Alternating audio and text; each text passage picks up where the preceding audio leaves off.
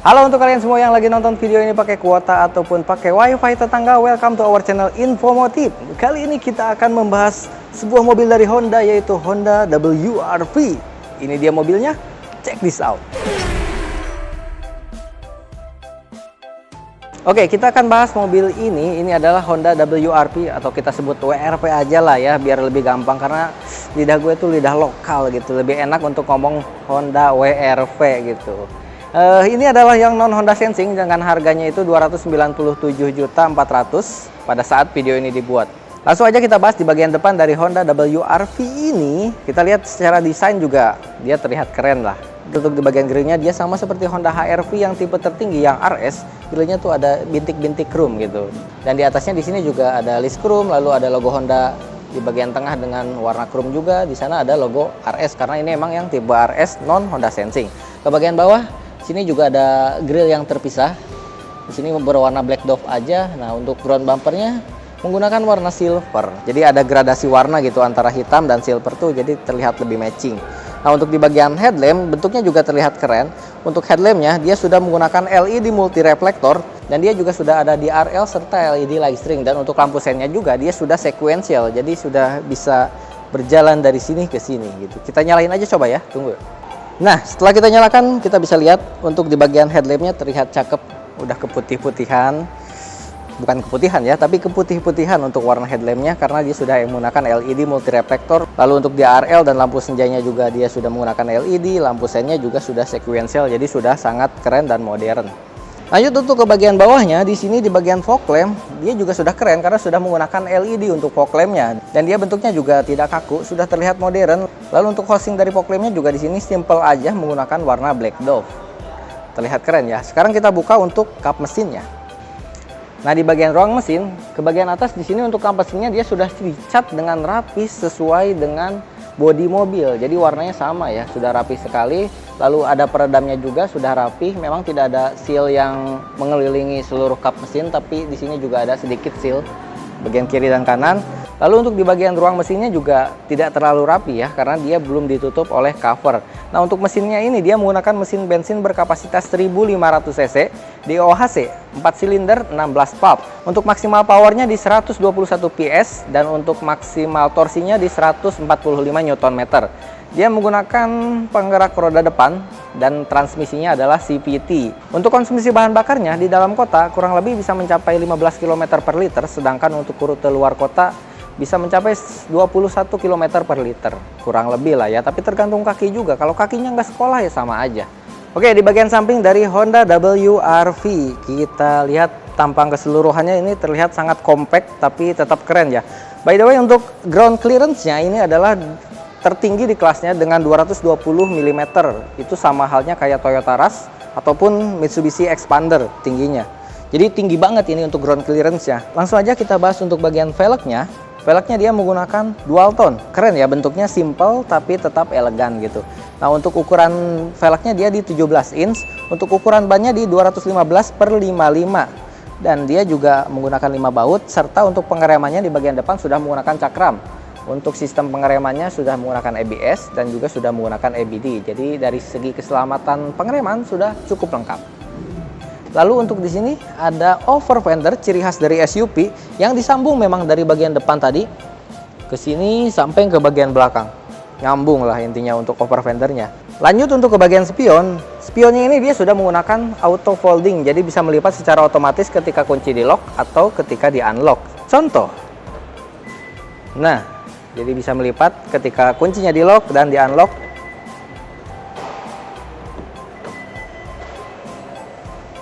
Oh, satu lagi. Jadi di bagian handle pintunya ini dia sudah menggunakan fitur Smart Entry. Jadi ketika mengunci mobil, kuncinya cukup kita kantongin aja. Kita pencet aja untuk mengunci pintu, tombol yang ada di sini. Sedangkan untuk membuka pintu cukup taruh aja tangan kita di handle pintu. Nah, ini sistem Smart Entry dari Honda tuh kayak gitu ya. Dan untuk yang non Honda Sensing ini di bagian kiri spion sini dia tidak ada fitur Honda Lane Watch. Kalau yang tipe RS Honda Sensing itu ada kamera di sini.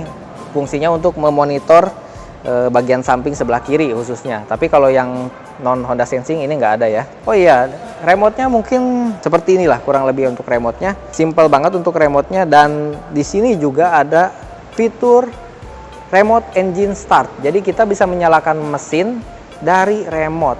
Fungsinya apabila kita lagi parkir di tempat panas, terus kita mau nyalain mobil dulu supaya nanti pas masuk langsung adem gitu. Jadi AC-nya juga langsung nyala ketika kita nyalakan mesin dari remote. Itu fungsinya dari fitur remote engine start. Terus juga ada fitur walk away auto lock. Jadi ketika kita lupa mengunci pintu mobil, kita tinggal jalan aja langsung, maka si mobil akan otomatis terkunci.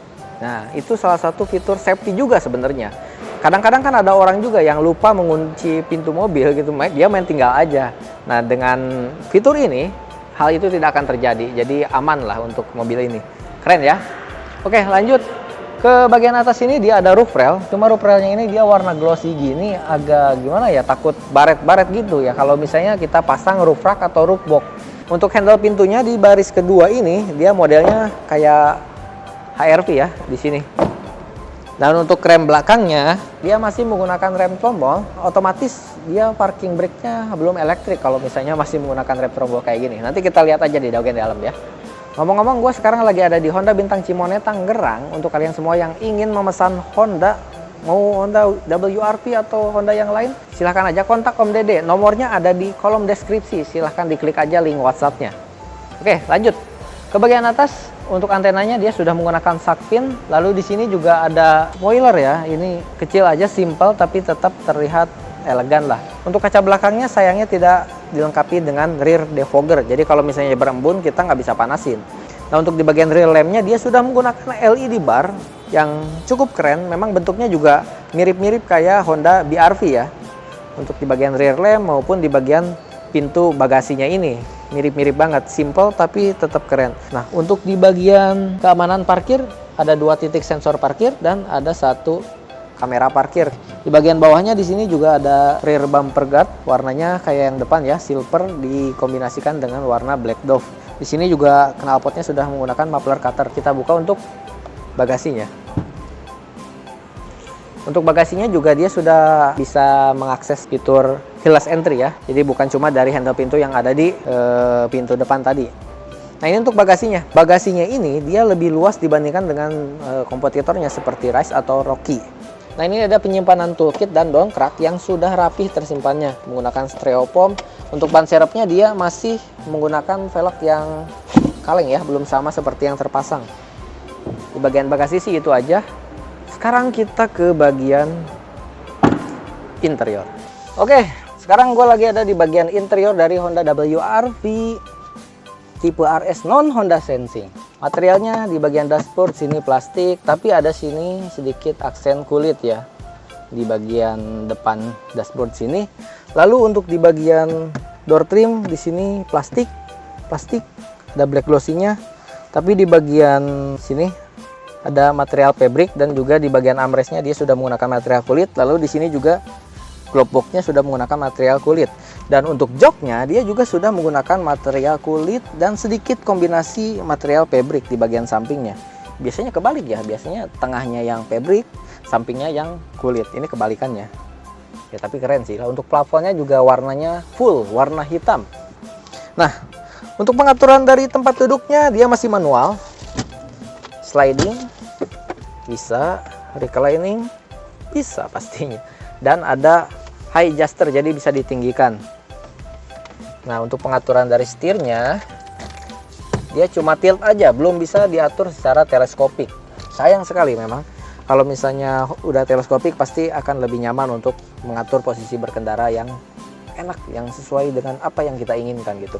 Tapi BRV juga dia belum teleskopik ya, karena setirnya ini sama persis dengan Honda BRV. Lalu di bagian dashboardnya juga desainnya sama persis dengan Honda BRV. Jadi emang plek ketiplek ya, namanya juga hemat biaya produksi.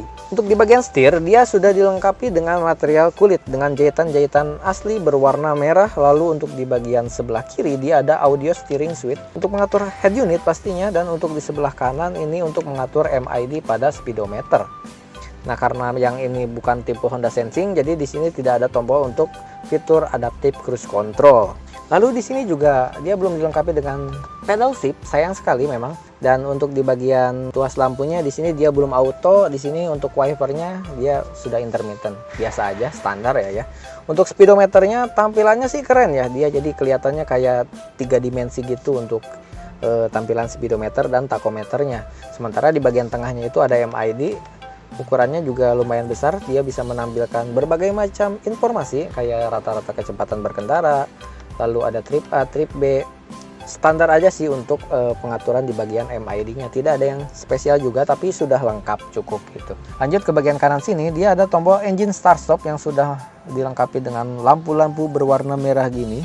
Lalu di sini juga ada tombol vehicle stability control karena mobil ini sudah dilengkapi dengan fitur tersebut yang bisa mencegah understeer atau oversteer. Selain itu juga di mobil ini dilengkapi dengan fitur ABS dan ABD dan juga ada fitur Hill Start Assist yang berfungsi untuk membantu kita ketika lagi berada di tanjakan, ketika lagi berhenti di tanjakan khususnya ya. Lanjut ke bagian head unitnya di sini. Head unitnya dia menggunakan layar berukuran 7 inch dan untuk fiturnya ada Bluetooth, USB, Apple CarPlay, Android Auto, udah cukup lengkap lah, sangat lengkap lah. Walaupun memang ini bukan yang tipe Honda Sensing, tapi fitur dari audionya sudah lengkap. Untuk pengaturan AC dia sudah digital dan tombolnya ini dia menggunakan tombol fisik ya, jadi nyaman untuk digunakan. Dan dia juga sudah auto, serta ada tombol max cool-nya. Biasanya kalau sudah auto nggak ada tombol max cool, tapi ini mah ada ya. Oke, lanjut ke bagian bawah. Di sini ada power outlet buat ngecas, tapi dia harus pakai adapter lagi. Terus ke bagian bawah di sini ada kompartemen laci penyimpanan terbuka. Ada 2 buah bottle holder. Di sini juga ada penyimpanan terbuka lagi. Hand brake yang simple aja, belum elektrik, masih manual. Sini konsol tengahnya juga kecil, cuma buat bisa naruh barang-barang yang kecil kayak kertas-kertas, bon-bon bensin. Lanjut di sini juga ada penyimpanan lagi tuh. Bukannya juga masih ngagetin, belum soft opening. Ke bagian atas untuk spion tengah dia ada dynamic view-nya, fitur dynamic view. Jadi kalau silau kita tinggal pencet ini aja. Lampu kabinnya dia masih belum LED. Di sini sun visor belum ada kaca. Yang ini ada kaca tapi tidak ada lampu karena lampunya mungkin di sini aja nyatu ya. Hand grip di driver nggak ada, di situ ada satu. Untuk di bagian depan sih kurang lebih itu aja ya yang bisa kita bahas. Sekarang kita lanjut ke bagian baris kedua. Oke, di baris kedua dari Honda WRV ini, pertama kita lihat dulu. Untuk tinggi badan gua 160 cm. Legroom luas, headroom lumayan, ada 1 jengkal. Jadi masih aman. Dan dia untuk pahanya juga penopang dengan cukup baik. Dan teman gue yang 170 cm pun masih cukup nyaman lah untuk duduk di baris kedua dari Honda WRV ini karena dia masih lumayan luas, baik secara headroom maupun legroom. Lalu untuk headrest dia total ada 3 headrest dan dia bisa diatur untuk ketinggian dari headrestnya. Dia juga ada 3 seat belt. Di bagian tengah dia 2 poin aja ya untuk seat beltnya. Dia tidak ada armrest di bagian tengah sini. Lalu di bagian door trim sayangnya untuk armrestnya dia masih plastik, tidak menggunakan kulit kayak yang di depan. Untuk di sini juga ada sedikit tunneling. Jadi memang nggak rata-rata banget ya di bagian kakinya ini. Jadi kalau mau duduk di baris tengah ini, kakinya nggak bisa ditaruh di tengah sini, harus agak ke samping gini ya. Terus di baris kedua ini juga dia masih ada power outlet yang masih harus menggunakan adapter. Oh iya, dia juga ada Isofix. Jadi kalau misalnya mau bawa kursi bayi dicantelin bisa di sini. Aman. Itu aja pembahasan dari kita tentang Honda WRV RS non Honda Sensing. Oke, kesimpulannya apakah worth it dengan harga 297 jutaan mendapatkan fitur seperti ini? Menurut gue sih worth it aja ya, karena memang secara desain juga keren gitu. Terus rasa berkendaranya pun enak. Gue juga udah pernah test drive dan juga fiturnya tidak kalah lah dibandingkan dengan kompetitornya gitu, masih oke gitu. Kalau memang kalian mau Honda WRV yang lengkap, silahkan beli yang Honda Sensingnya. Tapi kalau memang kalian ingin Honda WRV yang cukup murah, tapi fiturnya banyak, ya ini solusinya. Kalau mau yang lebih murah lagi ada yang tipe E sebenarnya. Tapi semuanya tergantung dari pilihan kalian semua. Kalian yang menentukan. Jangan lupa kalau kalian mau pesan silahkan kontak Om Dede. Kontaknya ada di kolom deskripsi. Klik aja link WA yang ada di sana dan di subscribe juga channel ini. Sampai jumpa lagi di video berikutnya. Bye-bye.